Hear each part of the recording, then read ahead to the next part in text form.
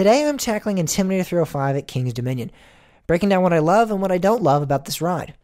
All of this will lead to me deciding a final score for the attraction that many claim is one of the best roller coasters in the world.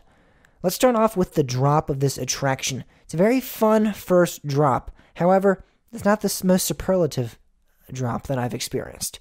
It's definitely a great way to start off the ride, but I've definitely been on better drops, and even considering in the other Giga coasters, you have Fury 325's drop, which I think is much better.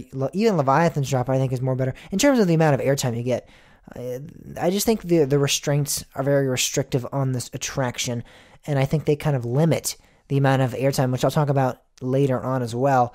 But especially on that drop, you really don't get flung out of your seat as much as I think could be possible if other restraints were on the attraction. Now, I'm not saying the restraints are bad. They're nothing like Skyrush. They're not awful restraints or anything.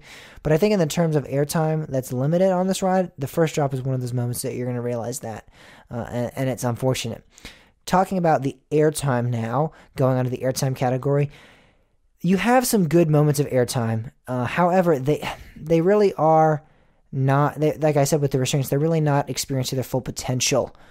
You have one really great moment of airtime, and that is the first major camelback that provides some really good flow ejector, and that is just regardless of whether or not you have those restraints, you're going to get flung out of your seat because that airtime is just so strong.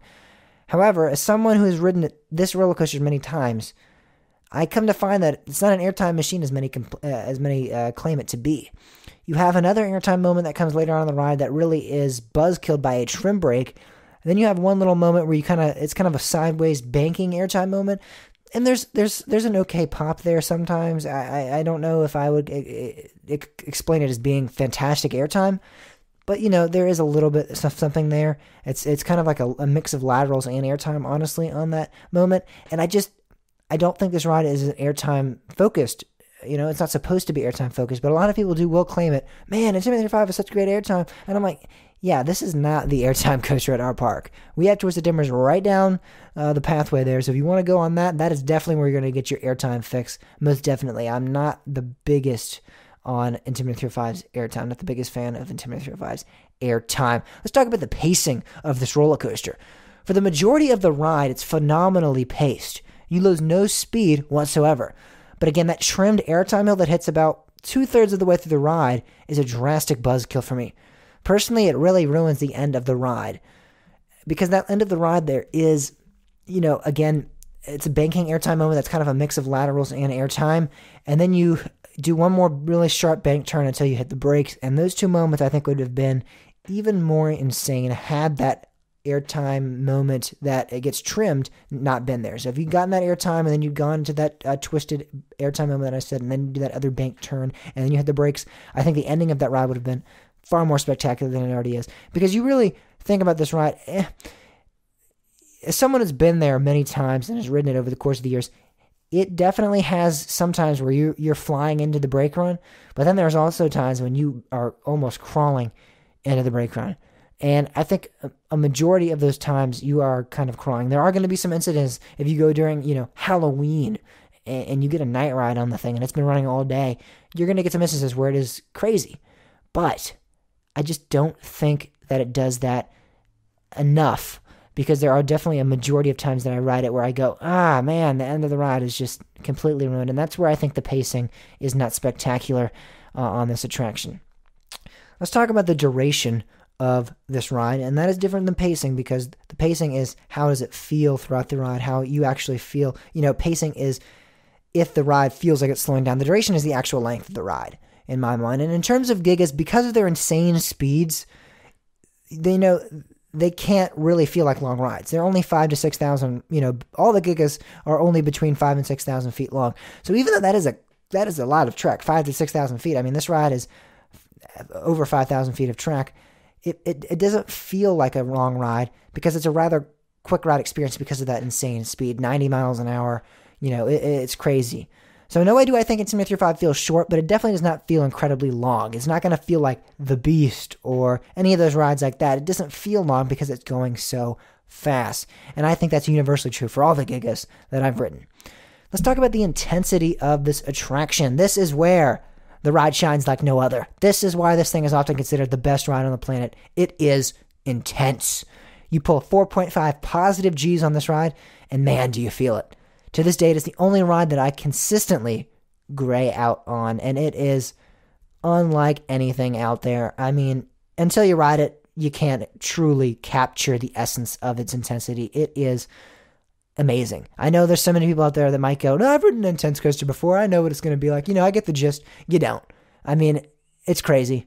It's unbelievable. It's something that I cannot express into words how intense it is. It's fantastic, and I love that.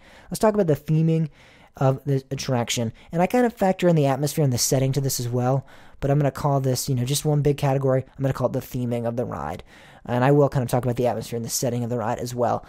So theming Intimidator 305 has. Is it good? No. Now, I don't have a problem with NASCAR, and I totally respect Dale Earnhardt and his legacy, but the theming is very loose and doesn't impress me at all. Checkered paths and an old replica of Dale's number 3 car aren't exactly world-class theming. It's definitely something, though, and I definitely want to applaud King's Dominion for making an effort, and it's not awful by any means. Now, the atmosphere of this ride really isn't spectacular either. It's in just a plot of land out in King's Dominion. You actually go, there's like an old house in the back woods of King's Dominion. I don't know if it's owned by owned by Cedar Fair and King's Dominion, or if it's actually private property. But, there's nothing, awesome about it. It's not like over a beautiful lake or, next to a body of water or, going through the woods or anything like that. You're just in a big grass field. So there's no really atmospheric enhancements in that aspect. So I'm not a huge fan of the theming or atmosphere of this ride. It's just there. I would have loved if this thing had maybe gone over some pathways or something like that. But there's sadly none of that. Other than, you do walk underneath the brake run when you're leaving the station. But other than that, there is no really interaction with the ride and any pathways or going over any buildings or even going through any terrain. It's just a big grass field. So the overall score I'm giving for Intimidator 305 is a 9.5. Wow, this very well one of the most intense rides on the planet. I don't think that the sole fact of intensity should deem it the greatest ride. Look, I'm pretty biased towards this attraction, seeing that I've ridden it so much over the years, but I truly like my coasters to be more versatile on things that they do. Honestly, for me, Intimidator 305 feels like a lot of bank turns with one good moment of airtime, and in no way am I saying that's a bad thing. It's pretty apparent that many of you think that's just what makes it so great. I love this ride, and it ranks very high for me, and I just wanted to give my upright, truthful opinions on why I personally don't think it's the absolute best coaster in the world, though. Intimidator 305 is on many enthusiasts' bucket lists, and I just broke the ride down from the perspective of a regular at the park. While I do have some cons with the ride, the pros outweigh the heck out of them, and I strongly recommend anyone who loves this coaster must ride it. It's a rite of passage and a phenomenal attraction.